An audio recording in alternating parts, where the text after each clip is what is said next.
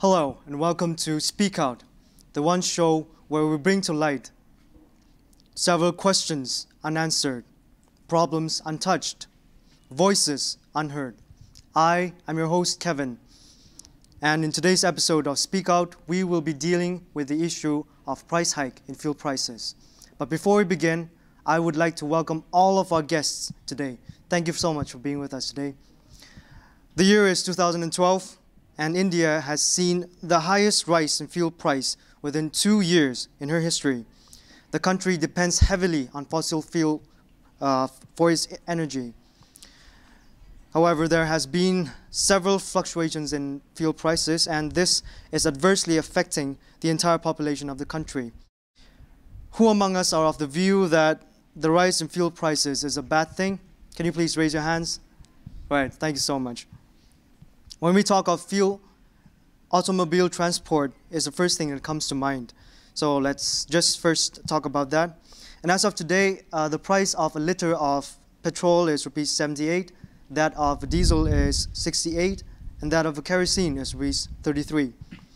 The price of petrol rose from rupees 8 to 58 per liter in 20 years till 2010. But between 2011 and 2012, it rose to rupees 78 in a span of 2 years. So can anyone from the audience please comment on how this rise in price is affecting you as an Indian citizen? Yes? Yeah. As he mentioned right now, the fuel price hike is very steep and also in very short span of time. So as we can understand, people's income have not gone up as considerably. And I'm talking not about the top 5% or 3%. I'm talking about the common man. People's income hasn't gone up. On the other hand, the fuel price, which affects everything, starting from the morning breakfast to at night dinner, everything. And you go to office, go to your workplace, go to your school, everywhere, you have to travel, transport and everything, it affects badly, the fuel price hike. So on one hand, majority's income is not going up. And on the other, the cost of life is going up. So it's very easy to calculate and estimate how is it going to affect us. And think about the, underprivileged people, people who are at the bottom of the ladder. They will face the most of the problems because they have to go to workplace, they have to migrate from one place to another.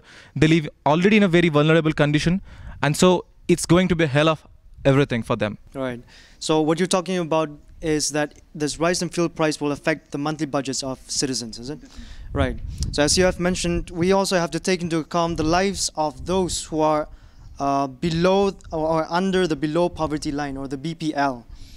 The government has fixed the poverty line at rupees 447 a month, while the average expenditure of a household on kerosene is around rupees 200 per month.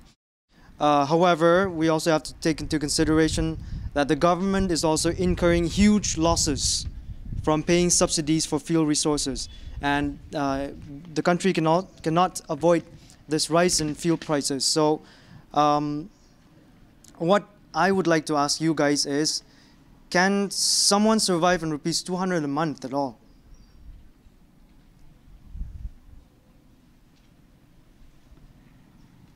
I think not even a single individual in this country can stay alive on 200 rupees per month.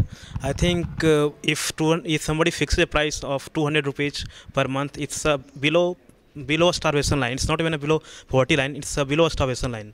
So I think this governments, these kinds of estimations are completely wrong, and they are completely baseless, without any information, without any ground reality. These kinds of estimates are being made, which is completely wrong for any individual in this country. Right. Marshall has to say something. Yeah, I think fuel price is a very middle class problem, right? For the person who earns 200 or 500 rupees per day, doing daily wage labor or other work, for them fuel is not at all a problem, especially petrol. Right? They still would continue. It is the middle class who's facing a problem. Even if the price goes to 100 rupees, they'll continue. Having said that, the problem does not lie with the government in terms of its working. extracting crude oil, refining it, but it's collusion with the private players who derive a lot of profit in terms of buying shares from the profit-making companies. And the statements relating to the government bodies, IOCL, BPCL, HPCL making losses is a sham. It's not true. Last 1 year, ending March 2011, now 2012, IOCL has made 200% profit. Similarly, BPCL has made over 300% profit.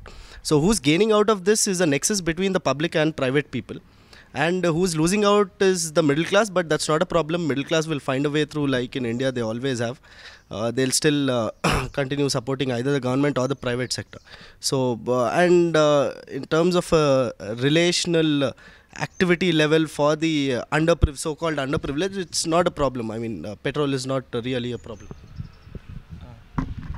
I would just like to disagree on one point, that petrol is not a problem for the lower income group. Or see, I'll give a very simple and short example. People who migrate from the rural areas to the urban areas and join mostly the informal sectors to work in, for example, the construction works and all, they stay in the city, right? They stay in the city, so they have to buy the food from the city, the vegetables, and the vegetables which are transported from the rural areas to the urban areas. If the fuel price goes up, the transportation cost will go up. And also we have, at the same time, food inflation independently. So food inflation will add to the price hike of the food, and also the fuel price will add to it in terms of the transportation cost. So I don't see any reason why won't the the lower below the poverty line people and the lower income people will not face a problem. So. I would like to ask this region, can you make any relation between inflation and how it's affecting the underprivileged sections of the society? Yeah, actually most of the points actually they have already made. What can be add to it is, when you mention fuel, petroleum is not the only fuel. It is affecting. There are many people who barely are able to make their ends meet, especially in urban areas where they have to commute. Petroleum, LPG, when you say petroleum in general sense, rather than petrol, from petroleum products, LPG and all the other products also come into preview. So for them it's extremely adverse. But if you go to rural areas, some of the people, they don't use fuel, for instance petroleum as such, but what they use is wood. For some of those segment, when even some of they say that not everybody is affected, these are the people they are mentioning that they might not be affected as much. But yes, there is a segment which comes under very, we say, lives a very difficult life, is adversely affected by it. Let's, with that in mind, let's see what our people who are who come into contact with this issue on a daily basis. Let's see what they have to say.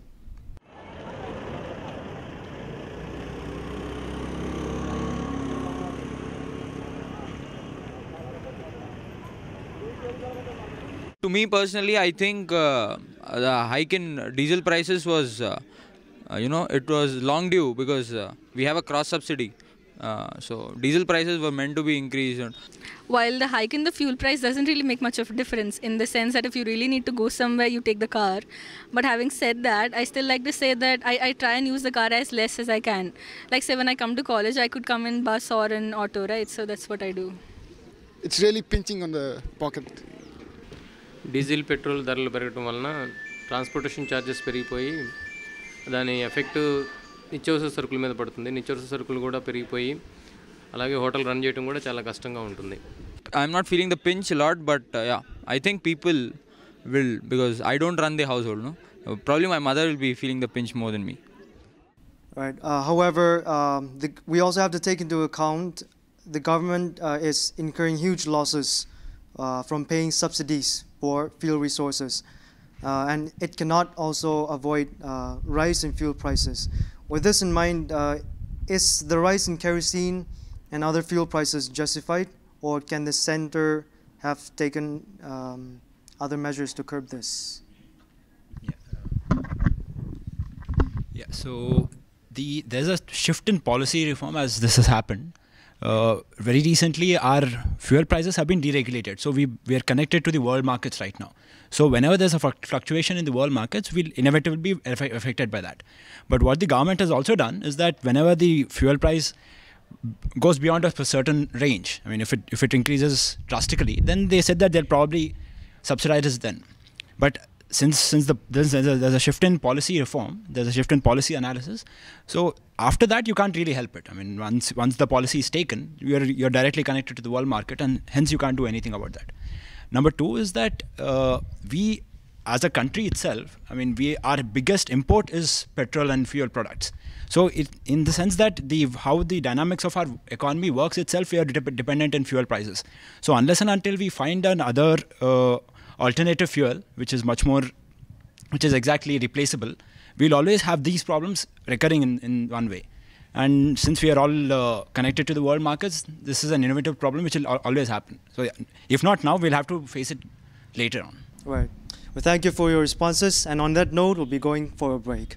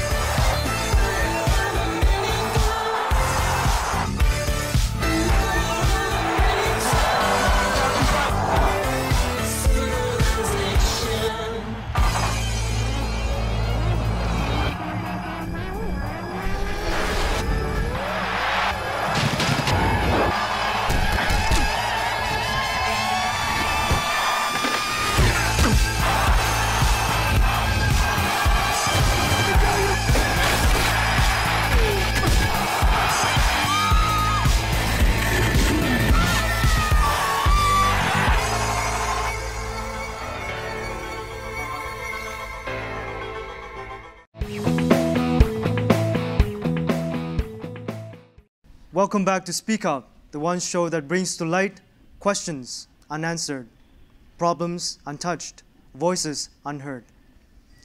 In this session, we are talking about the price hike in fuel prices.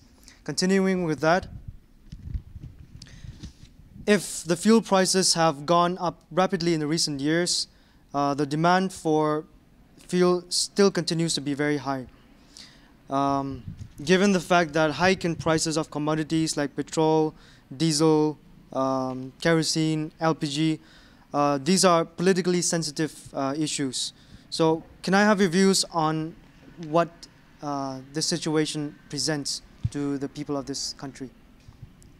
Okay, how it is justified, what I can say is, how does the government and his advisors, people who have raised the prices, how do they justify it? Basically, they justify it in, say, the points you can put in. One, they say investor confidence. Say that this price, the way the FDI is going out, the changes are occurring. This is hampering investor confidence, and we need to build up investor confidence. Now, what is hampering it? He's saying that we have high fiscal deficit. We cannot control these subsidies. We need to increase prices. The subsidy will go overboard. That's how they justify it. Fiscal deficit, that's one. Investor confidence, which depends on that.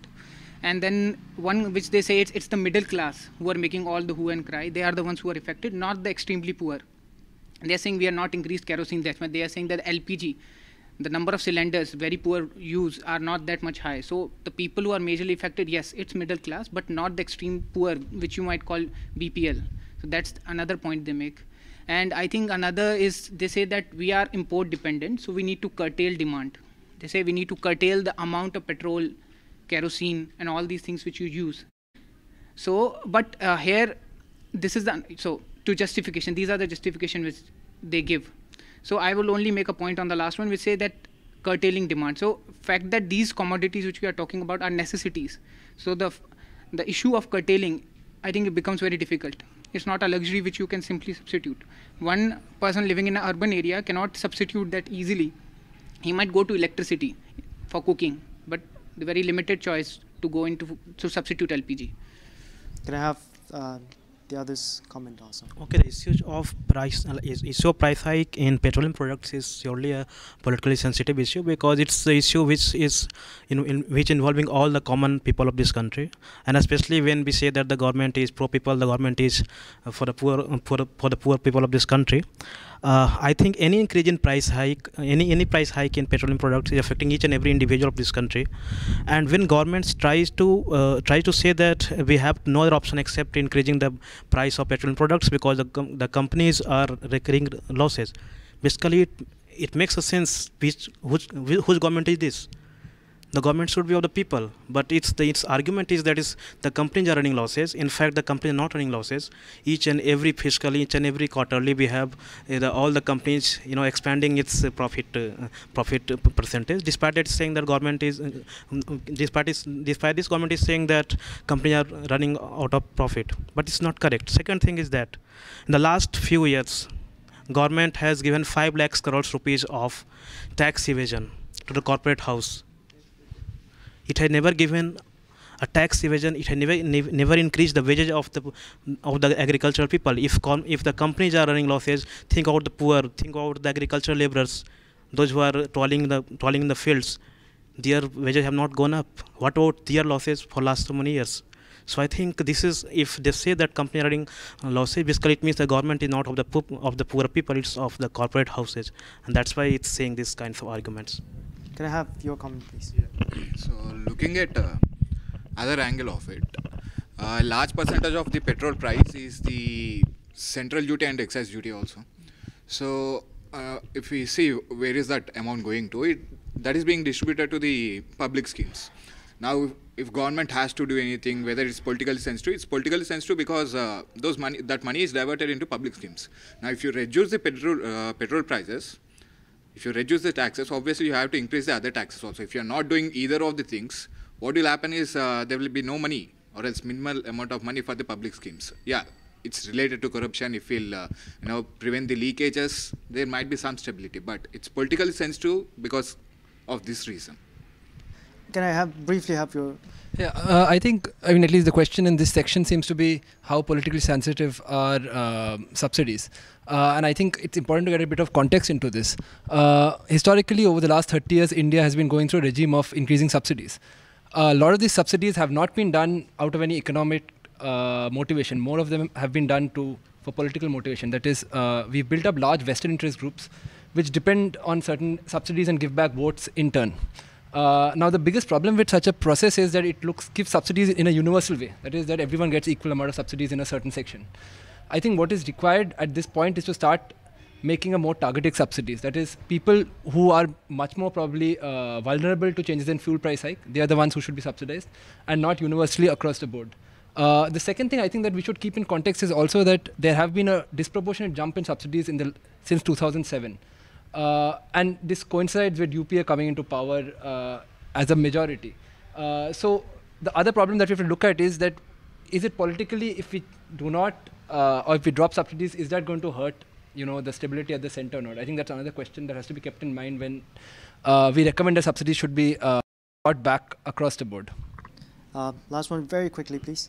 Well, on the political sensitivity issue, I think it's sensitive because you see, when there's a fuel price hike, there's the right and left wing groups who come together on the same platform and do and stage a protest. You see BJP and CPI coming together, right? Though they embark on different issues, but they come on the same platform. So it's not as sensitive as the government is probably making it seem. So that's right. The next question is, deregulation of tariffs has been a major reason for frequent fluctuations of prices. So is this hike in the marketplace justified? See, talking about deregulation, I still wonder when government says that we have allowed the price to go up this much.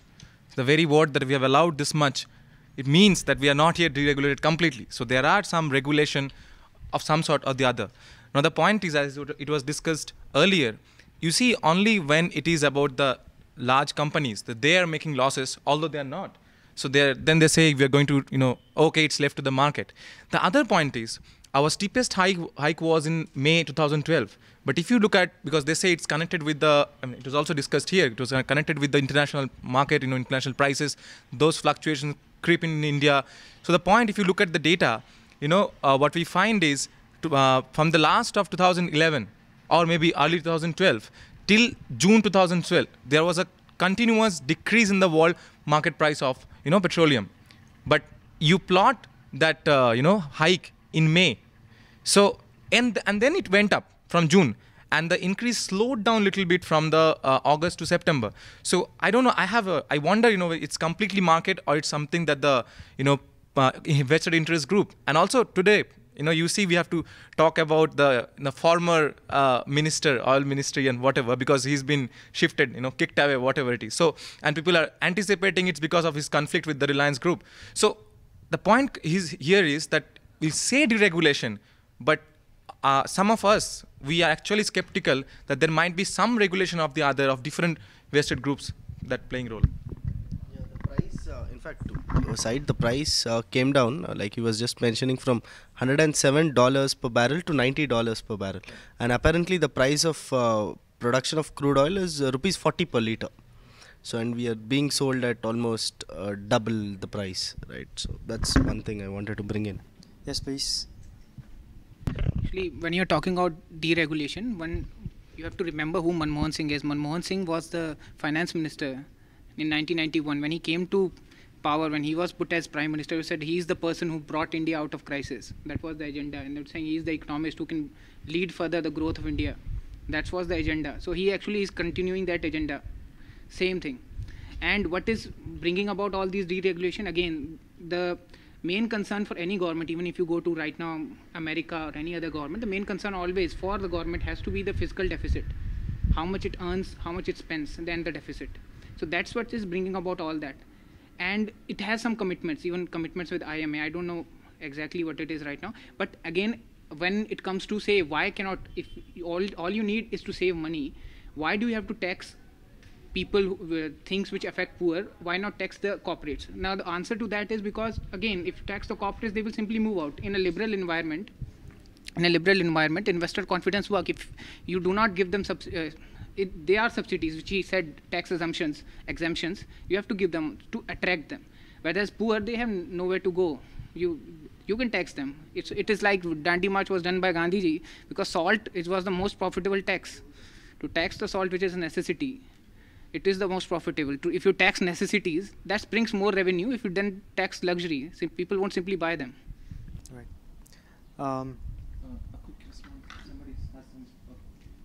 Yes, what he says is completely true. We have to attract the 5 or 10 people and have to go, sacrifice 90. That's the tragedy of Indian economy right now. And if it is about the tax exemption, we saw it in Goa, what happened. They decreased taxes on petrol prices, but what happened to other taxes is they have increased taxes on other things, luxury goods, on cars, on everything. So it's going to affect people in some or the other way. I mean, people in such middle class, or else people who have purchasing power. It's going to affect them in some or the other way. Right. With that in mind, I would just like to take a vote right now. Please listen to this carefully. The hike in fuel price is an important step towards averting fiscal disasters, overcoming fiscal deficit, especially due to subsidies that the government gives. However, studies show that the actual impact of fuel price hike on core inflation has been less than anticipated. So even after a rise in diesel price by, say, 3 to 5 rupees per liter, the government would need 250 to 300 billion rupees to compensate oil firms with respect to subsidies at the current global crude prices. So I'll just take a vote. Please put your hands up if you agree to it. Do you think the government is justified in increasing price hike with this in mind?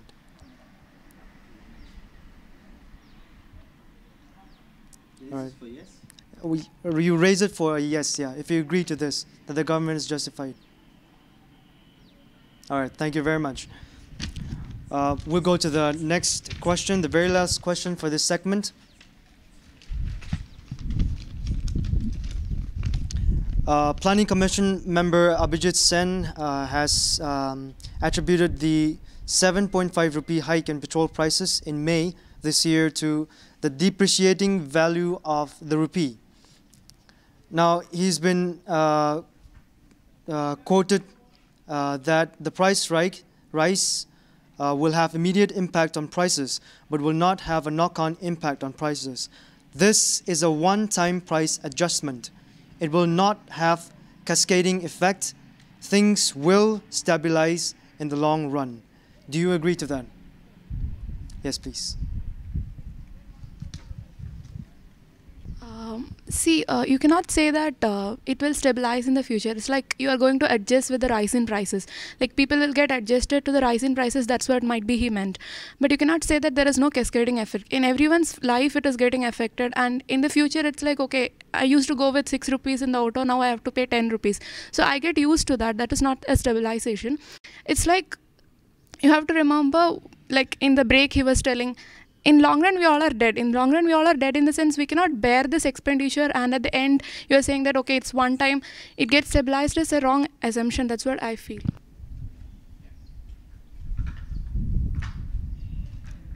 One more thing I feel is this is like a game of convincing people. Actually they are saying that it's a one time hike, and on the other hand they are saying that they are increasing the price based on the world market. And there's no surety that world market doesn't change in the future. So this is just a play with the people's innocence and everything, I think. Same thing, I agree with my friend. As he said, the question you said, the Abhijit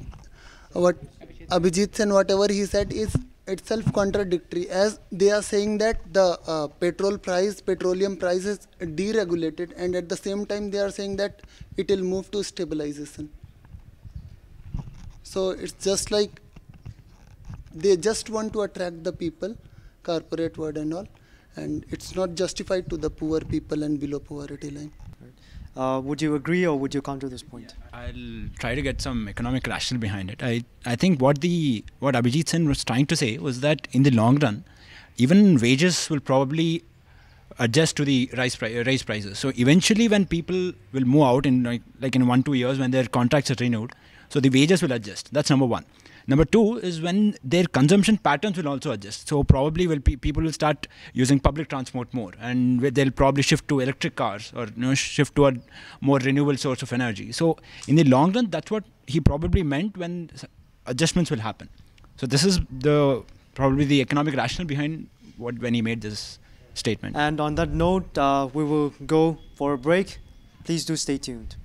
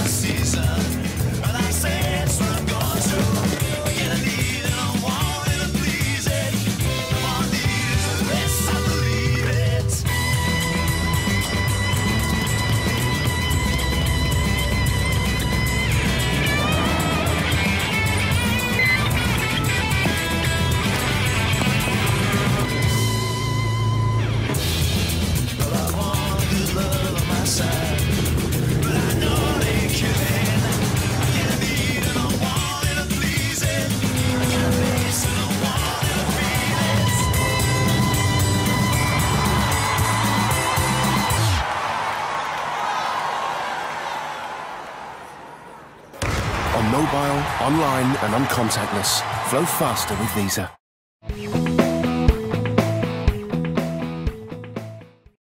Welcome back to Speak Out, the one show that brings to light questions unanswered, problems untouched, and voices unheard.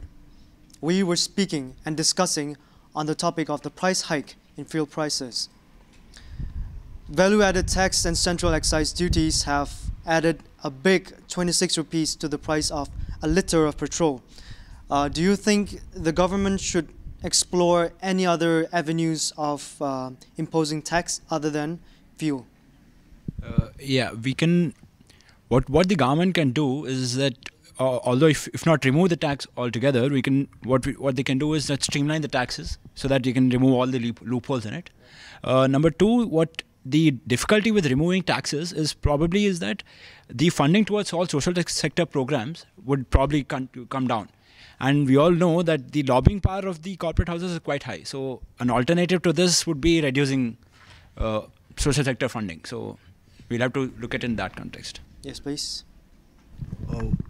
Probably also tax buying vehicles, new vehicles. I mean, despite the hike we've seen, the steep hike we've seen, the buying has not reduced even minimally. So that's a huge irony. I mean, we talk about a fuel price hike, but people are adding more vehicles to the existing number of vehicles, right? So probably tax them even more. Something what Chavez did in Venezuela a few years ago, right? One step was to cut off ties completely with the so-called world body which regulates the prices of taxes, and also probably develop alternate sources of fuel. Right, but would anyone else like to give a comment? Yes, please. I think for past several years, government has given enough subsidy to the corporate houses. I think the time has come now to at least go and collect the taxes from the corporate houses. And second, instead of collecting it from the poor people. Second thing is that we have the tax evasion too much. I think we have to streamline that process. It's not that we don't have taxes on each and every services, but the thing is that even the corporate houses and other individuals also, they are evading it anyhow. They are not paying it.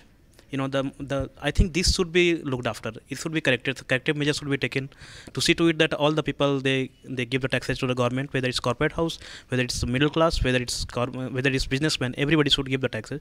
I think this will be a little help for all of us. That's what I feel. Right. Please. One more thing, as hike in fuel prices is related to hike in other consumer goods also. Now it is happening because even after distribution, not inefficient distribution of food through PDS system, a lot of it is left over. Now if we see that, if the government sees that it is effectively distributed, there might be some decrease in the prices of at least the food products. So that would be a way to decrease the, not of the fuel price, but at least of the goods that we consume. Right. Yes, briefly, please.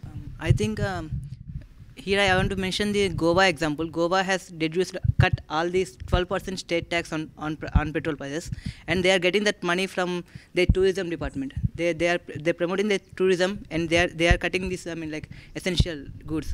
So every state should look on their money getting things like tourism or any handmade things or something, handlooms or something, and then they have to see that the essential goods or daily goods should not be taxed more. I think so. Right.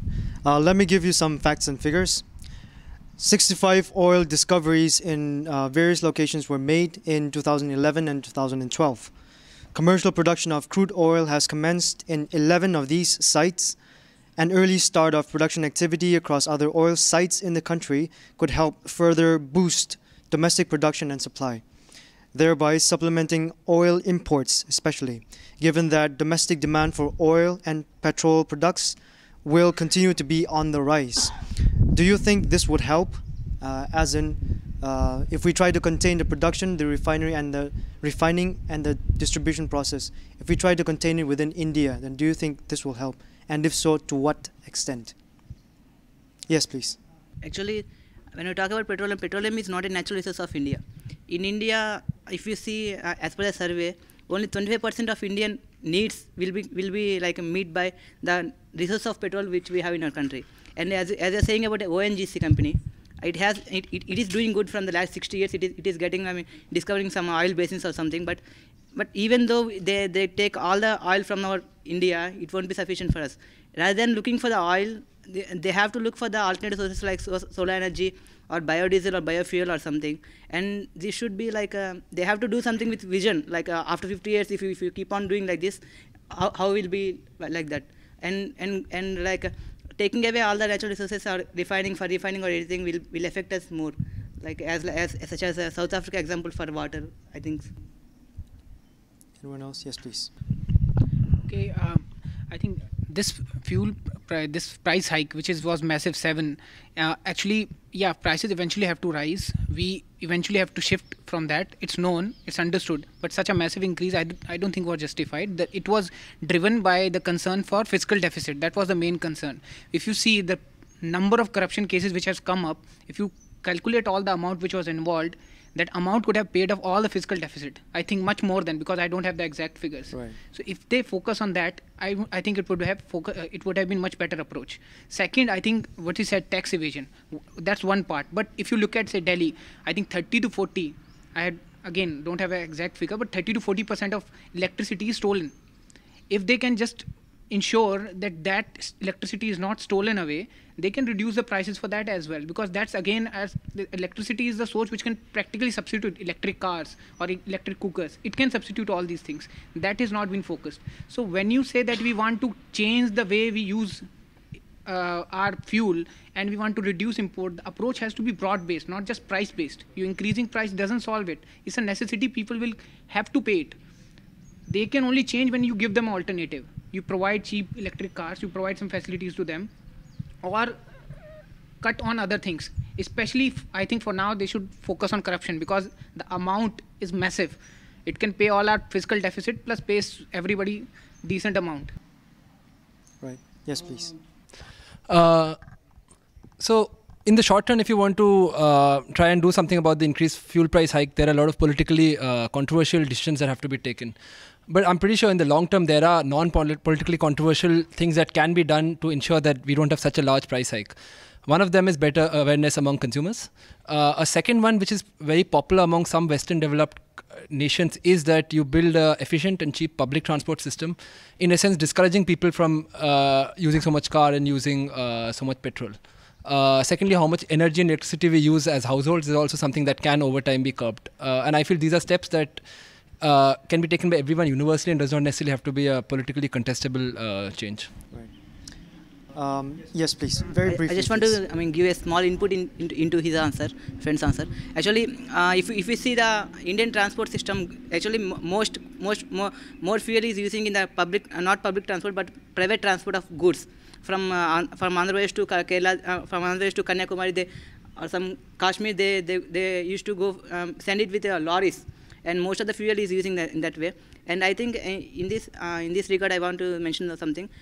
92% of the tracks in India are constructed by British people.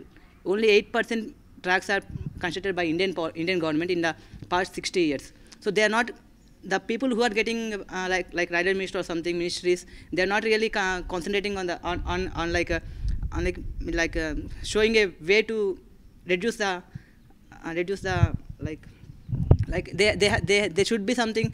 People should question things like this. People should ask for the transport systems, and this should be like everyone should feel responsible for the nation, I think. So that's what. Right. Very briefly, please. Yeah, just a very quick remarks. I don't agree too much with that, because I think it's more of the private cars that we have. You go around, find in the university itself, go outside the campus and see how many cars are running, how many private cars are running, how many public cars, vehicles are around. So I think it's most of the problem are so much of consumption of fuels by the private, cars and all this. And just one person traveling in each car. Yeah. So but no, transportation. Better public transport. Yeah, but not only the lorries and all, because lorries is the main cause in transport system. Yeah. Because we are I think because we are not aware, because we are in a different level. We are in student level because we don't have any awareness of the system. Like each lorry gives 3 kilometers per liter.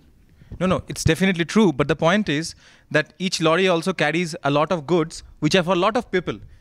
Okay, let me make this point. Okay, right? So if a lorry carries for 100 people, on the other hand, the same fuel is serving only 2 people who are traveling in the private car. So if you look at from the social cost and benefit angle, if you talking about only social cost and benefit, it is more costly to have private cars than I think lorries, as you're saying, a lorry will take goods from here to there, because so it is justifiable.